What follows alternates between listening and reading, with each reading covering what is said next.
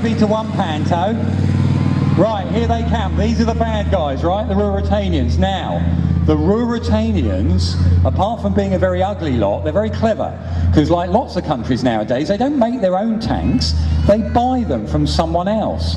And this tank they've got here is a really good tank. This is the tank the Germans made after World War II, when they were allowed to make tanks again in the early 1960s.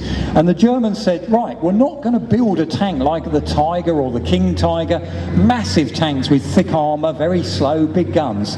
They're going to build a fast tank, and that's what they've got here, the Leopard tank.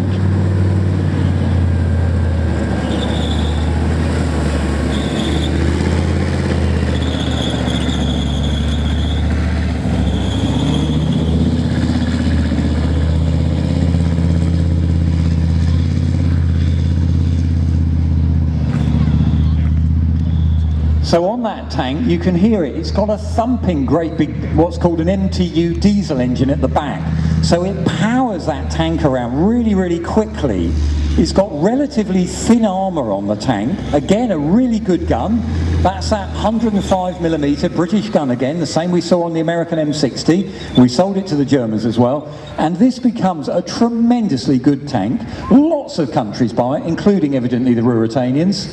Yeah, what do we think of him? Thank you. All right, get on with it. Don't milk it. Go on, off you go.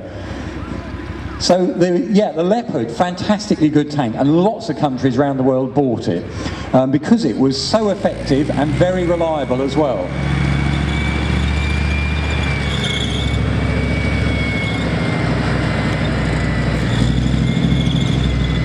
Now, it's taken him a while, but he's found the position and he's taking down our flag there.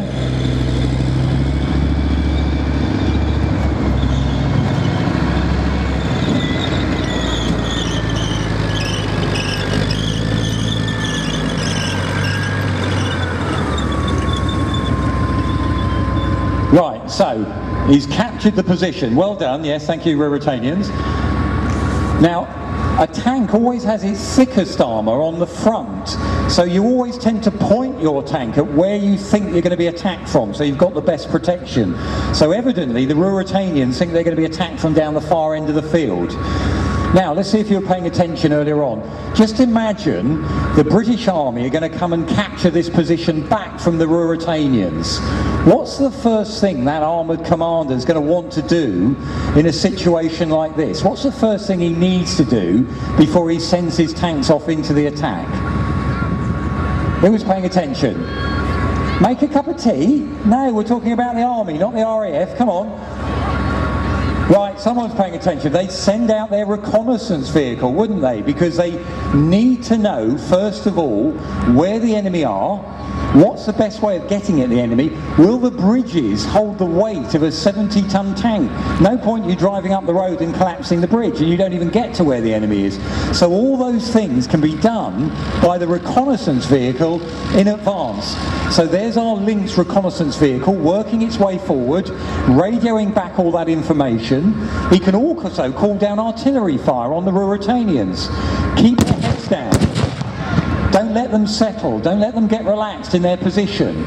And again, all that information goes back to the main force commander.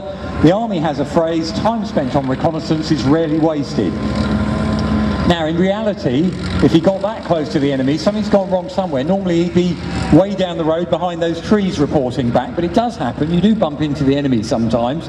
But the key thing is, he gets the information the commander needs so he knows what he's doing when he's ready for the attack. Now, we all know the British Army is pretty busy around the world at the moment, so they've called on the Tank Museum to take on the Ruritanians. So here comes our M60 tank, followed by our 432 with the infantry volunteers in the back. So the M60 is working its way up. And again, you rarely drive in a straight line if you're in a tank, especially if you think you're being observed by the enemy. Don't let them have the chance to aim their guns accurately at you. Ruritanians putting down fire. And the 432, if you can see the armoured personnel carrier, you can see that's pointing to where it thinks the enemy is. Well, M60's got a hit on the back of the Ruritanian tank there. It's come round the side, up the flank. And there down the field, there's our infantry about to debus or jump out the back of that vehicle. So they could have been bouncing around for the last hour or so they need to know where they're going. That's why you point the vehicle at where the enemy is. So our volunteers, they're putting in what's called a pepper pot or a section attack at the moment. And the idea there is one section runs forward at a time, followed by the other section. And they try and keep in a straight line and distance apart, not because it looks nice and neat, it's for the very practical reason you don't run in front of your mate and get shot up the backside. They call that friendly fire. It's the most friendly fire going.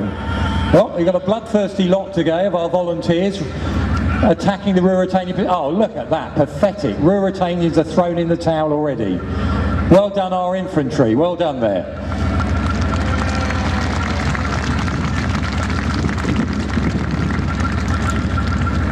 Now it actually takes a fair few weeks before you do that in your phase 1 basic infantry training in the army, so our volunteers have literally had to pick all that up in 20 minutes before the show began, so they have actually done really very well, and they really didn't know what they were letting themselves in for.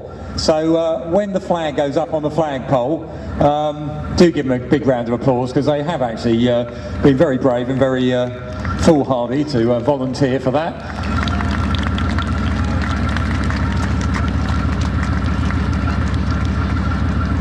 That's assuming we can get the Union Jack up the flagpole.